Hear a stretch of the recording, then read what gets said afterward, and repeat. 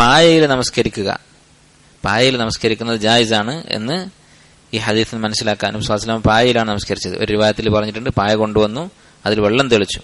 അതുപോലെ തന്നെ അനാവശ്യമായി ഉള്ള വസ്വാസ് അല്ലെ, എവിടെ നജസ് ഉണ്ടാകുമോ, എന്തെങ്കിലും ചളി ഉണ്ടാകുമോ, ഇങ്ങനെയുള്ള അറബിയിൽ തഖസ്സുസ് എന്ന് പറയും, എന്തെങ്കിലും ഒരു നമ്മൾ അറപ്പ് എന്നൊക്കെ പറയുന്നത്, അനാവശ്യമായ അറപ്പ്, അത് ശരിയല്ല. നബി സല്ലല്ലാഹു അലൈഹി വസല്ലമയുടെ സുന്നത്തിനെതിരാണ്. ഈ വീട്ടിൽ ചെറിയൊരു കുട്ടിയുണ്ട്, അനസ് റളിയല്ലാഹുവിന്റെ അനിയൻ. അങ്ങനെയുള്ള വീട്ടിൽ, പ്രത്യേകിച്ച് അന്നത്തെ കാലത്തുള്ള സാധുക്കളുടെ വീട്ടിൽ വിശാലത കുറവായിരിക്കും. അവിടെ ഈ കുട്ടി ചിലപ്പോൾ മൂത്രം വഹിച്ചിരിക്കാനൊക്കെ സാധ്യതയുണ്ട്, പക്ഷെ ഉറപ്പില്ല. അങ്ങനെയുള്ളൊരു സാധ്യത വിചാരിച്ചിട്ട് നബി സല്ലല്ലാഹു അലൈഹി വസല്ലം അവിടെ നമസ്കാരം ഒഴിവാക്കിയിട്ടില്ല. ഏതായാലും കുട്ടിയൊക്കെയുള്ള വീടല്ലേ, അതുകൊണ്ട് മടങ്ങിയിട്ട് നമസ്കരിക്കാം എന്ന് നബി സല്ലല്ലാഹു അലൈഹി വസല്ലം വിചാരിച്ചിട്ടില്ല.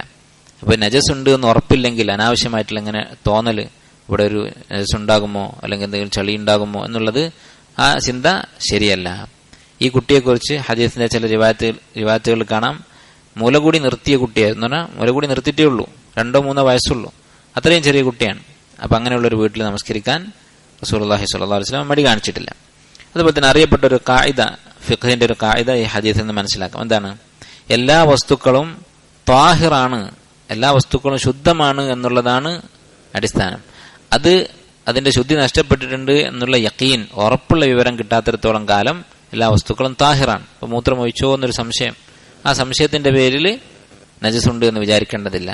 ഉറപ്പുണ്ടെങ്കിൽ മാത്രമാണ് നജസ് ഉണ്ട് എന്ന് വിശ്വസിക്കേണ്ടത്.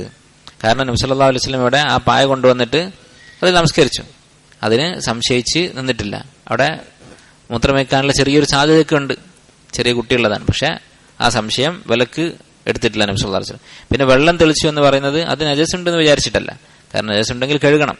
വെള്ളം തെളിച്ചത് പൊടി ഉണ്ടെങ്കിൽ അത് പോകാൻ വേണ്ടി, അങ്ങനെ മറ്റെന്തെങ്കിലും ഒരു മാലിന്യം ഉണ്ടെങ്കിൽ അത് നീങ്ങിപ്പോകാൻ വേണ്ടി മാത്രമാണ്.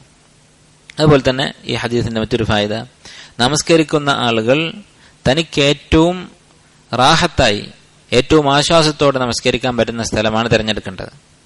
ഇത് പറയാൻ കാരണം ഇബ്നു ഹജർ പറഞ്ഞതാണിത്. അദ്ദേഹം ഇത് പറയാൻ കാരണം ചില ആളുകൾക്കിടയിൽ, പ്രത്യേകിച്ച് സൂഫികൾക്കിടയിലൊക്കെ ഒരു അഭിപ്രായമുണ്ട്. അതെന്താണ്? പരമാവധി കഷ്ടപ്പെട്ടാൽ ഇബാദത്തിന് പ്രതിഫലം കൂടും. അത് ശരിയല്ല. അതിന്റെ അടിസ്ഥാനത്തിൽ അവർ ഇങ്ങനെയൊക്കെ പറയുന്നതാണ്, നമസ്കരിക്കുമ്പോൾ വളരെ പരുക്കനായിട്ടുള്ള പ്രതലത്തിൽ നമസ്കരിക്കുക, കഷ്ടപ്പെട്ട് നമസ്കരിക്കുക. അങ്ങനെ ചെയ്യാൻ പഠിപ്പിച്ചിട്ടില്ല, നബി സല്ലല്ലാഹു അലൈഹി വസല്ലം പഠിപ്പിച്ചിട്ടില്ല. നബി സല്ലല്ലാഹു അലൈഹി വസല്ലം നമസ്കരിക്കാൻ നിന്നപ്പോൾ ഒരു പായ കൊണ്ടുവരാനാണ് പറഞ്ഞത്, അവിടെ നിലത്ത് നമസ്കരിച്ചിട്ടില്ല. അപ്പോൾ പായയിൽ നമസ്കരിക്കാൻ കുറച്ചുകൂടി ആശ്വാസമായിരിക്കും. അങ്ങനെ നമുക്ക് പരമാവധി ആശ്വാസത്തിൽ, ഒരു തക്കല്ലുഫില്ലാതെ, ഒരു ജാടയില്ലാതെ, അല്ലെങ്കിൽ ഇസ്രാഫില്ലാതെ നമുക്ക് നമസ്കരിക്കാൻ പറ്റുന്ന, ഇബാദത്ത് ചെയ്യാൻ പറ്റുന്ന ഏറ്റവും ആശ്വാസകരമായ അവസ്ഥ തിരഞ്ഞെടുക്കാം എന്നും ഈ ഹദീസിൽ നിന്ന് മനസ്സിലാക്കാം.